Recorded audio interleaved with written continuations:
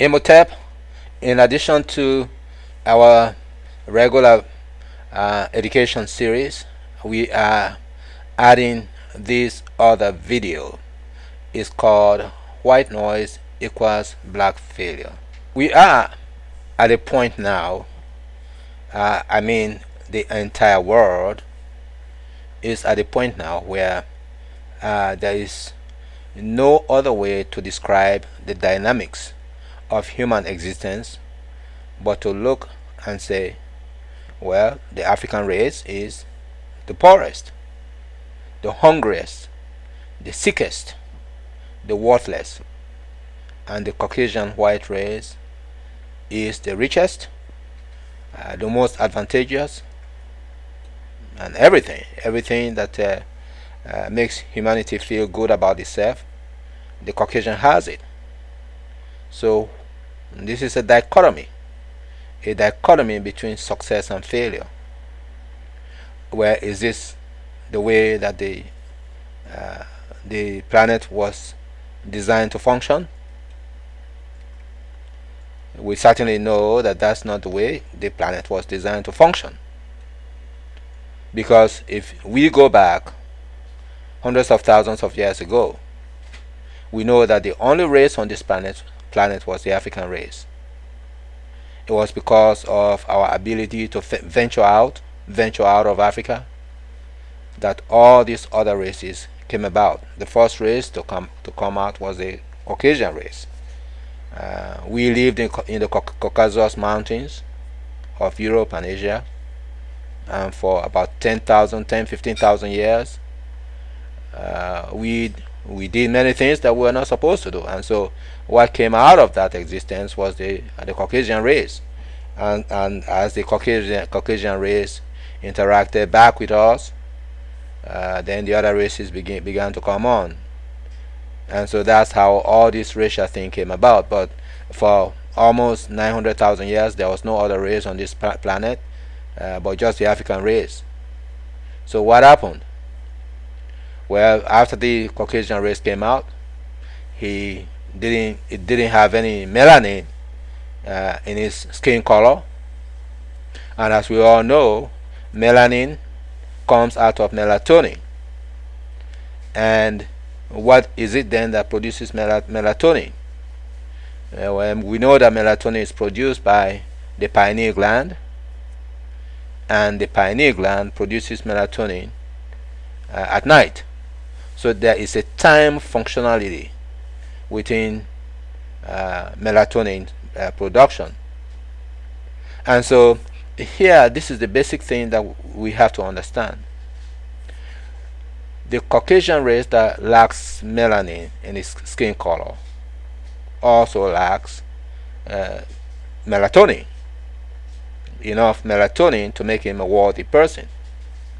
So what we are facing here is a race of people that don't have time functionality, because here they all know, everyone knows that melatonin is produced at night by the pineal, and that melatonin is what goes down into the keratinocytes during the process where a baby is going through the developmental processes. The brain is being developed in the womb. It is during that time that if the mother has enough melatonin, that in the pineal gland, the pineal is producing a lot of melatonin, then the baby's pineal gland that's being developed will also begin to receive that kind of a process in producing melatonin. And so with that process, the baby then begins to send its own melatonin into the keratinocytes to the skin, and this is where melanin is then formed.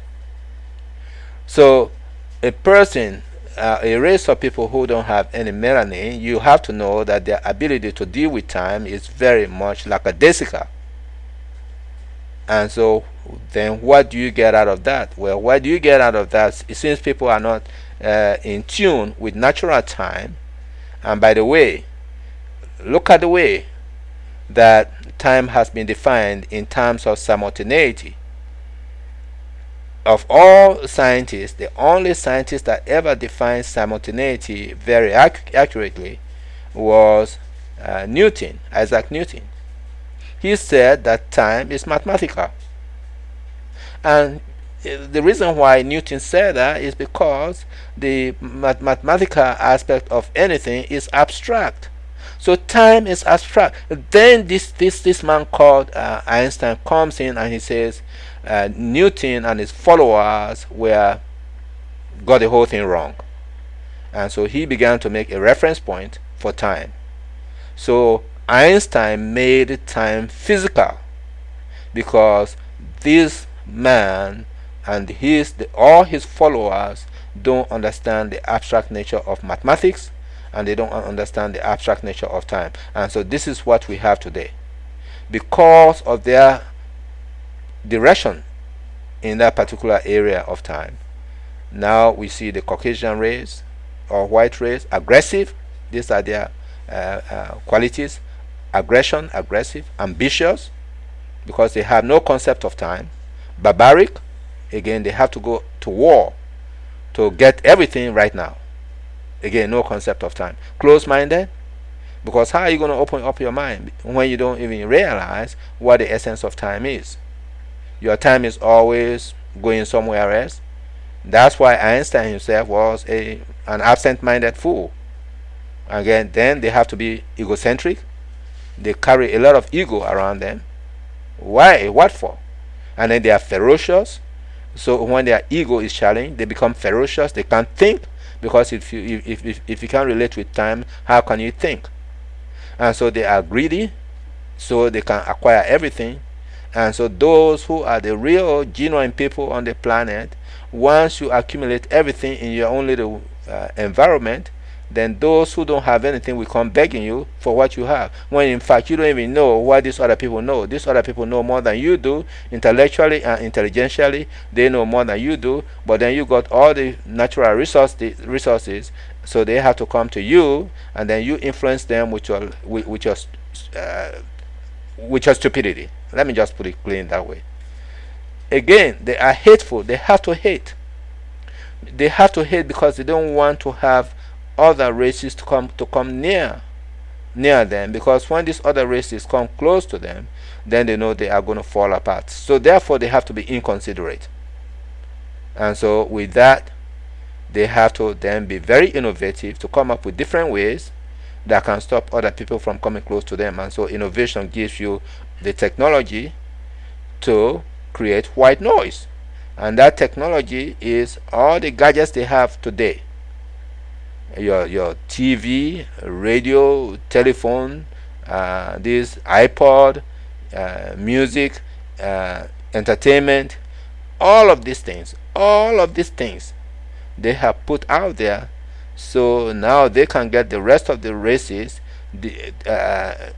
hypnotized on these nonsensical things here, whilst they continue on exploiting the other races. And that's what white noise is. White noise doesn't give you the ability to think. White noise is a lot of rambling inside your brain that stops you from thinking anything constructive. And so therefore with that you become insecure, which is what they have. They are insecure, so they pass that insecurity onto you. They are jealous, and so they pass that jealousy onto you, so you get jealous of your own people, your own color, and because you want to be as materialistic as they are. So that's what they are.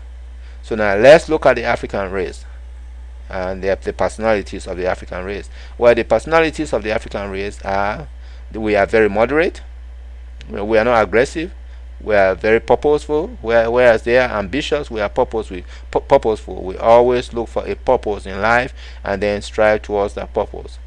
Where they are barbaric, we are communal. We always embrace other people, whether they are our people or not. We embrace them. Even the Caucasian, we embrace the Caucasian. Why do you think there are so many Caucasians out there in Africa? Why do you think Arabs have North Africa? Why do you think the Dutch, the Jews down there in South Africa have South Africa? So we are the only people who could accommodate that kind of thing. Which territory do you have in Europe that has a black territory? You don't have any black territory in Europe. Again, Where they are closed-minded, we are open-minded. Where they are egocentric, we are simple-minded. Where they are ferocious, we are mild. Where they are greedy, we are constantly sharing. We are constantly sharing. Even when you go to the inner cities, there is always that grandmother holding another baby's hand, that the baby is not even her own, and then she's caring for that baby. The grandmother, she gets her social security check or something, she spends that on the grandchildren. When the mother is gone, the mother who fell for this Caucasian white noise, her own daughter or son who went away with this Caucasian white noise, now the grandmother is there taking care of the babies. So that is caring, sharing, considerate. And so when you look at all of these qualities, you have to know that the African race is the only race that is creative, because to be creative, you have to engage your two brain hemispheres. Your two brain hemispheres must be communicating with each other consistently. And because of that communication, there's always something that is enabling the two brain hemispheres to work in unity. And that something comes from within your spirit. So because we are spiritual and we are also loving and we are secure within ourselves, that's the reason why we are creative. So now let's find the logic behind all of these personalities that we are giving her. Now what's the logic? Well, the logic in this is this. For the African, our thinking is objective. Now this is thinking. Now the logic is the thinking logic. Our thinking is objective. For the Caucasian, their thinking is subjective. And so because their thinking is subjective, they have utilized a particular number, which you are going to see, a particular number called number 4, 40, 400. This is the number that they consistently utilize in order to destroy this race of people, our race that is objective, because they know that when you apply 4 to an objective thinking person, you are going to confuse that person whose number is 0, and you know that that 0 number is the origin of all numbers. And so in the educational system, they don't even teach your child to begin to count from 0. They just say start from 1, 1, 2, 3, 4, 5, and go on. And then when the child counts backwards, 5, 4, 3, 2, 1. Never touch 0. Don't touch 0. So they make you forget about your own source of power, because they are inflicting that number 4, the logic of 4, into your mind, so you are consistently confused. And so let's come now to you, the teacher, or you, the black person here in America or anywhere, who is striving to rise up to a position. You are going to take a test. So if you are going to take a test, well, the thing you have to understand is that the way that they configure their test is all twisted. You may know the answer. You may know the answer to the test, but because of the way the English language is formulated, you are going to fail that test. And then they say, see, the black doesn't have any brain at all to compete with us. It's the same thing they did with this IQ test. This IQ test has no merit, because there is no intelligence in the IQ test. The only way you define intelligence is in the concept of how a person concentrates and focuses. Because they know they can't concentrate, because they have no melatonin in their thinking. They don't have melatonin, so they produce a lot more serotonin. And so because they produce a lot more serotonin, they have the ability to focus. And so they can focus on warfare. They can focus on exploitation. They can focus on destruction. So that's why they have to come up with all these tricks. The tricks to destabilize a person who has a powerful concentration. And so that's why they have to control everything. They control the examinations, they control the tests, so they can then impose their subjective thinking nature into the way that the test is conducted, and also the way that the test is taken, so that you, the African person, will always fail. But see, I am telling you now that you have to sign up for a series of classes where I will teach you to pass their test. That's what I did with my son. I'm going to show you my son here. That's what I did with my son. At the age of 12, I pulled him out of the public schools. That's what I did. And then right here in Long Beach, the deputy superintendent of schools said he was going to take me to court. I said, you take me to court. I said, you take me to court. And I said, before you take me to court, you get the best performing student at your best school here, which is a poly high also. I said, you get the best Caucasian performing student here, 17, 18 year old. Let that boy come to the court, and let the judge give him and my son at 14 years old, by the time he took the SAT, the same math and English test. I said, you see who will pass. And I said, I can promise you right now that you will lose your job, and because my son will score higher than this 17, 18 year old that you bring from your best performing school here. So this is what I'm talking about here. So you sign up now, because I know how to overcome their subjective tricks. I know how to override that stigma that they have put into you to fail and fail. But you got to come to the person who knows, who has the science, who has the code to decode this man's nonsensity. I'm Professor Momo. Sign up now. Nama.